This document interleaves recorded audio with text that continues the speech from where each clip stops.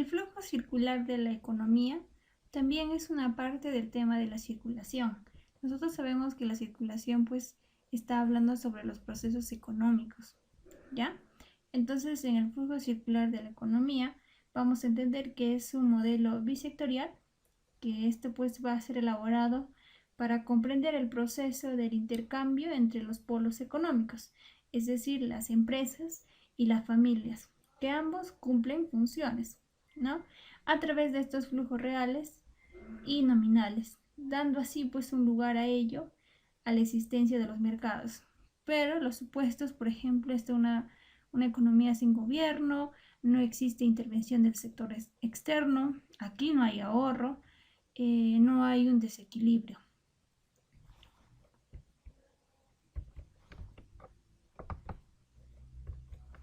Los elementos, ¿no? Tenemos a los polos económicos. Estos son pues las unidades económicas entre las cuales se realiza la circulación. Por ejemplo, tenemos las unidades de producción. Y aquí vamos a entender que esto genera los bienes y servicios, cuyo objetivo es maximizar pues las ganancias y así minimizar los costos, pues estos reúnen factores básicos como los recursos naturales, el trabajo y el capital. Y esto va a producir para un mercado. Pues además estos ejercen la demanda en el mercado de los factores y ejercen la oferta en el mercado de bienes y servicios. Nosotros sabemos que los ofertantes son la empresa y los demandantes es la familia. Ambos van a cumplir sus funciones. Ahora, en las unidades de consumo, ya esta va a estar conformado pues por el número de familias, cuyo objetivo es maximizar la satisfacción de sus necesidades, pues estas están condicionados por sus niveles de ingreso y el número de integrantes. Son propietarios de los factores de producción, ¿ya? Y estos ejercen la demanda en el mercado de bienes y servicios. Y por último, también vamos a entender que ellos ejercen la oferta en el mercado de factores. Como hemos podido entender, las unidades de producción, pues aquí está ejercido por las empresas y el consumo por las familias, pero estos dos agentes económicos van a trabajar, donde la familia ofrece el factor productivo, ¿no? Y a cambio de este factor productivo que realiza, por ejemplo, el trabajo, el capital, la tecnología, ¿no? Estos pues reciben a cambio un salario de parte de las empresas, ¿ya? Pero estas mismas, las familias, pues van a consumir en el mercado. Y quienes brindan esta oferta son las empresas. Ahora, el flujo económico, vamos a entender que son los desplazamientos entre los polos económicos y pueden ser reales y nominales. En cambio, el flujo real o físico, ¿ya? Esta va a estar constituido por los factores de producción de la unidad de consumo, es decir, la familia, y por los bienes y servicios de la unidad de producción, estamos hablando de la empresa. Pues en el mercado de bienes se dirige de las empresas a las familias y en el mercado de factores, pues esta se dirige de las familias a las empresas. El flujo nominal o monetario va a estar constituido por la renta del salario e interés de la unidad de producción, es decir, la empresa, y por el dinero de la unidad de consumo, quienes van hacia la familia. Pues en el mercado de bienes, y esto se dirige pues de la familia a la empresa, y en el mercado de factores de la empresa a la familia. Siguiente, estamos hablando pues de los bienes y servicios, los factores de producción. Los bienes y servicios nos va a brindar las empresas. ¿Y quiénes van a dar los factores de producción? Aquí trabaja la familia, ¿no? Utilizando la tecnología, el conocimiento, la fuerza de trabajo, también donde extraen aquí la naturaleza, ¿no? Las materias primas. ¿Quiénes brindan este trabajo obrero? Es la familia. ¿Para quiénes? Para la empresa, ¿ya? ¿A cambio de qué? A cambio de un salario. Ahora, ¿qué más? Este pago, ¿no? Como te iba mencionando, el pago de los bienes y servicios, pues te da la empresa a las unidades de consumo o las unidades de producción a las unidades de consumo. ¿Está bien? En cambio, como te iba mencionando, el pago de las familias van a ser las fuerzas productivas. El diagrama de flujo circular bisectorial. Pues aquí vamos a hablar sobre el mercado, ¿ya? Este va a ser el conjunto de mecanismos que permite, pues, relacionar a compradores y vendedores con el objetivo de intercambiar los bienes y servicios. Por ejemplo, tenemos a los elementos, a los ofertantes, a los demandantes, el precio, la mercancía.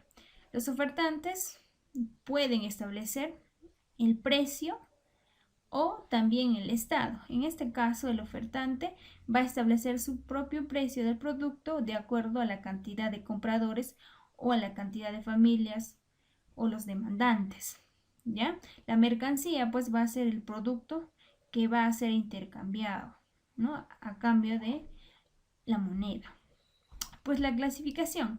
Según la mercancía, el mercado de bienes y servicios, ustedes pueden ver aquí en la parte superior, va a ser el mercado de bienes y servicios que se intercambian. Estos propios bienes y servicios, a eso se le va a llamar como el flujo real. Estos van a ser producidos en las unidades de producción por las unidades monetarias. A eso se le va a llamar el flujo nominal. Puede cambiarse cualquiera de los bienes y servicios de la infinidad que se produce el aparato productivo. Los consumidores son los mismos compradores. El mercado de factores, que está al lado opuesto, ¿ya? En este mercado, pues los compradores son los productores, ya los dueños de las empresas. Estos pues se intercambian trabajos, recursos naturales y bienes del capital. En un conjunto son el flujo real de las familias por el flujo nominal de las empresas. Y estas se subdividen en el mercado de recursos naturales. En este mercado se intercambian recursos naturales como la tierra de cultivo, los bosques, pastos, entre otros, con las retribuciones que pagan pues ellos, las empresas, la agricultura, los aserraderos, la ganadería. Pues el mercado de tierras es fijo, no crece, ¿ya? El mercado de trabajo se va a entender que aquí se intercambia la fuerza de trabajo de las familias, ¿ya? Por los salarios que se pagan o que le pagan las empresas, y eso se le va a llamar el flujo nominal. Los mercados de capitales, ya se intercambia bienes de capital, es decir, el flujo real, por alquileres o intereses, ¿ya? Y estas pues se alquilan, por ejemplo, los tractores, las máquinas, incluso compran insumos, ¿no? Por ejemplo, el fierro, cemento, las empresas constructoras más que nada, la lana o algodón, los textiles, entre otras características que podemos ver. Ahora, el acceso de personas, por ejemplo, tenemos a los abiertos y cerrados. Abiertos, pues existe libre acceso de personas y no hay restricciones para las transacciones. En cambio, el cerrado va a ser todo lo contrario, y esto va a existir acceso limitado de personas que deben cumplir con ciertos requisitos para la transacción de determinadas mercancías. Pues la amplitud en este caso la amplitud a intercambiar. Aquí se va a conocer como el mayorista y minorista. Pues la mayorista existen transacciones en grandes cantidades, en cambio la minorista es todo lo contrario, que la transacción va a ser en pequeñas cantidades. ¿Cuáles son las cualidades del mercado? Tenemos el real y el potencial. Pues el real van a ser todas las transacciones que vienen realizándose en el presente. El potencial van a ser aquellas transacciones a realizarse en el futuro con posibles consumidores. La formalidad. Tenemos empresas formales e informales, ¿no? Las formales son mercados pues que cuentan con todos los requisitos de la ley que establece el Estado.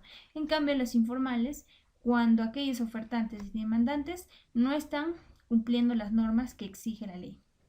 Cuando entra en vigencia, es de permanente o temporal. El permanente pues va a ser el mercado que funciona todo el año, El temporal va a funcionar, por ejemplo, solamente un periodo de tiempo determinado. Las bolsas van a ser las comerciales y las de valores. Las comerciales van a ser el sistema por el cual se realizan las transacciones de mercancías en lo abstracto.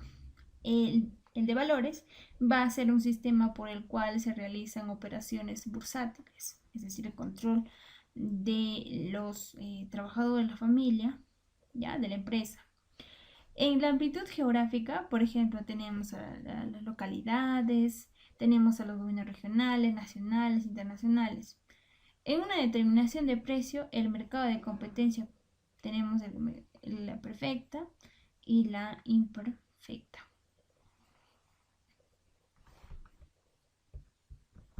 En esta última parte te estoy pidiendo elaborar el flujo circular bisectorial, ¿ya? En una hoja tamaño A3. Si no tienes una hoja tamaño A3, no te preocupes, puedes unir dos hojas tamaño A4 y esas se convierten en A3. Gracias.